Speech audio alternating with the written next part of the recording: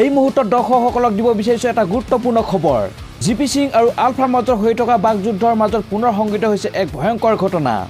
আলফা স্বাধীনৰ সদস্য সন্দেহত 3 যুৱকৰ ওপৰত গুলীচালনা কৰাৰ সন্দেহ যুৱক 3জন হদিয়াৰ বুলি জানিব পৰা গৈছে 3জন যুৱকৰ ভৰিত গুলী লগাৰ তথ্য আহি পৰিছে কাকপথাৰ ডিৰাক অঞ্চলত ঘটনাটো সংঘটিত হৈছে বুলি জানিব পৰা গৈছে যুৱক 3জনক তিনিচুকীয়া অসামৰিক চিকিৎসালয়ত ৰখা হৈছে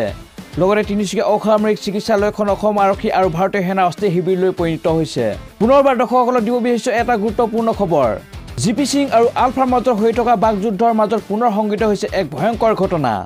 আলফা স্বাধীনৰ সদস্য সন্দেহত 3 যুৱকৰ ওপৰত গুলীচালনা কৰাৰ সন্দেহ যুৱক 3জন হদিয়াৰ বুলি জানিব পৰা গৈছে 3জন যুৱকৰ ভৰিত গুলী লগাৰ তথ্য আহি পৰিছে কাকপথাৰ ডিৰাক অঞ্চলত ঘটনাটো সংঘটিত হৈছে বুলি জানিব পৰা গৈছে যুৱক 3জনক তিনিচুকীয়া অসামৰিক চিকিৎসালয়ত ৰখা হৈছে লগতে তিনিচুকীয়া অসামৰিক চিকিৎসালয়খন অসম আৰক্ষী আৰু ভাৰতীয় সেনা অস্থায়ী শিবিৰলৈ পৰিণত হৈছে